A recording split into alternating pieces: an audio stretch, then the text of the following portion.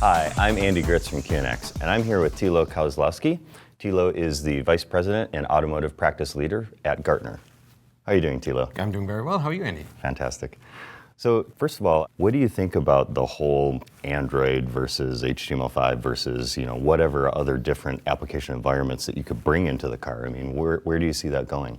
Yeah, you're talking about the big OS war, right? That some people already talk about, and I'm not sure that it will really go that far. I think it's more a question right now for the industry to figure out what's the right approach for us to get the content that we want to offer our customers into the vehicle.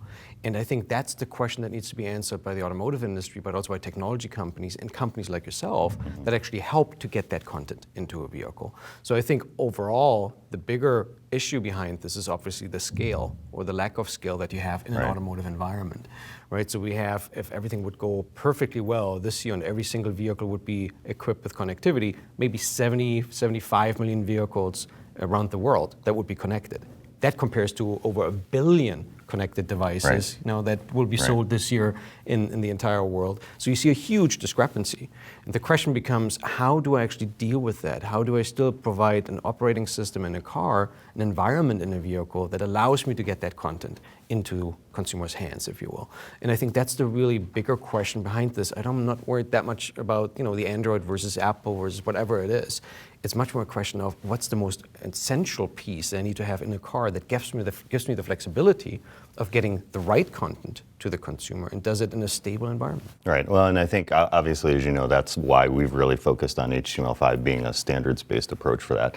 The other thing I wanted to ask about, what do you think about what I would like to call just sort of the third-party apps, or kind of lump in the everybody else who wants to develop for the car? Because I do see that there's really a pretty definite split between apps that the OEM can take an active hand in building and assisting and validating and integrating, but then there's the everybody else. And I kind of wonder, in a lot of cases, I think the car companies think, well, that's not important, but I see that as being one area where you can really innovate. And I'm just kind of curious as to what your take on how those guys would actually get access to the vehicle and how pass those stringent validation and then driver distraction issues and all the rest of that stuff. I think that's the magic formula, right, that everybody's trying to figure out. How do I create an environment that makes it easy for others, like third-party developers, to really join this whole concept of getting content into the vehicle, getting apps into the vehicle. But of course, at the same time, you have to control a little bit of this. It can't be completely open, without any boundaries whatsoever. There have to be some guidelines. And we call that whole principle controlled openness. So be as open as possible, bring down any friction that could exist to get developers to get excited about doing some efforts and spending some efforts on creating content.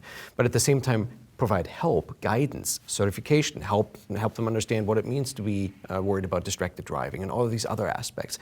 That to me is ultimately the key to being successful in attracting a broader group of developers. So you have the technical pieces, where HTML5 will play a big role in our eyes. But then you have the other pieces of guiding individuals, guiding companies and groups of folks that want to come up with cool ideas to actually figure out a way to do this right. And that to me is really the exciting thing. That's a different way for the automotive industry, though, to work with partners than they're used to. No, that's right. And I think that's kind of creating a little bit of stress for some of the OEMs.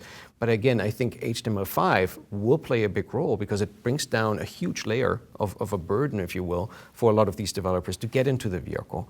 That to me is key to really attracting folks. No, and I think that the controlled openness, as you say, I think that is a really good point. But I think that what you basically said about HTML5 being that technology, but there's so much more to it, right? There's that whole education and the how do you actually get the appropriate communication and the documentation and guidance and all the rest of that whole ecosystem. How do you train those guys to be building apps that you're going to want in your car?